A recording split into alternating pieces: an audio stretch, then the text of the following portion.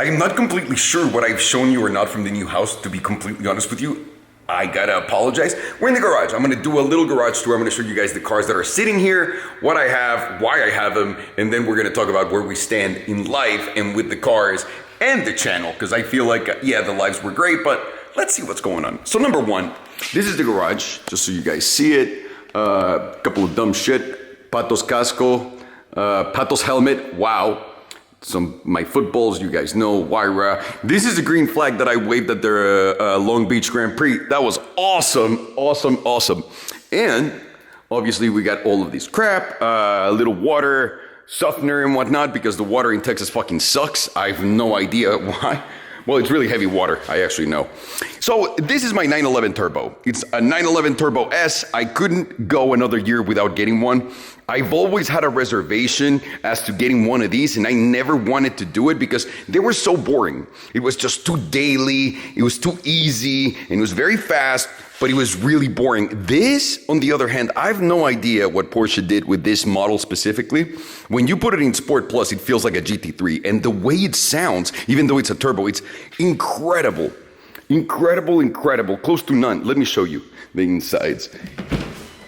This is a beautiful spec. So obviously 640 horsepower, 6-cylinder flat six engine. Wow, a flat 6-cylinder engine with two turbochargers, 640 horsepower, 0 to 60 in about 2 seconds. This is nuts. This is one of my favorite cars. They cost about, like the price for these is about $2,000, I want to say $200,000, $220. But right now with the shortage of cars, this cost me basically $270,000. So good for me. And the wife's G-Wagon, you guys know, same shit. She never changes. She wants the same stuff. But on the other side, we have my Tesla Plaid, my Model S Plaid. Now this shit is the shit right here. You have a 4-door car right here, a sedan that can go from 0 to 60 in 1.9 seconds. Can do a quarter mile in less than 9 seconds.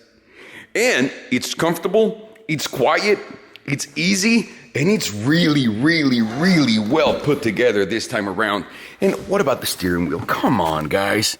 Come on. They did an incredible, incredible, incredible job with this car. Wow. So this is one of my favorite cars. I love this. And I have another car I need to show you, but it's outside and it's raining. So let's see what we can get away with. Obviously, I still have my Beetle RSI. This thing, it's a legend. If you guys know VW, this is exactly the same engine as the Golf R32 has. 3-liter, it's a 3.2 liter 6-cylinder engine that produces 220 horsepower, manual, 6-gear, all-wheel drive. It's fucking awesome. It's going back to Mexico. Why? Because it's going to my dealership just to make some fucking noise down there, and we're gonna do some cool stuff to it. So come with me. And so those are all my cars. That's basically it. Why do I have so little cars? Let's just say I lost all my money gambling. Honestly, I had a lot of time during quarantine to just think. And that is the most dangerous thing that can happen to a man, right? Because then you get to reevaluate what you're doing and all the stupid things that you're doing. And it was a really hard time for me in a great way, because it was a lot of hard realizations for me. So I was sitting there and I was looking at all my cars just collect dust left and right. Like they're just sitting there during quarantine, and I'm seeing everybody struggle and people just having mental problems. And I started talking to every single one of you guys on lives and like creating that bond. I started like cooking more. I started exercising. I started to spend way more time with my wife. And I realized that's what I want. I don't want a fucking stupid life where I'm just buying shit left and right. I don't need that. For a long time, I always thought, what's going to be my top? What's going to be my limit? I always want more. And then I came to realize I was so fucking empty. And for some reason, I wanted to show people who I was with the things that I could buy.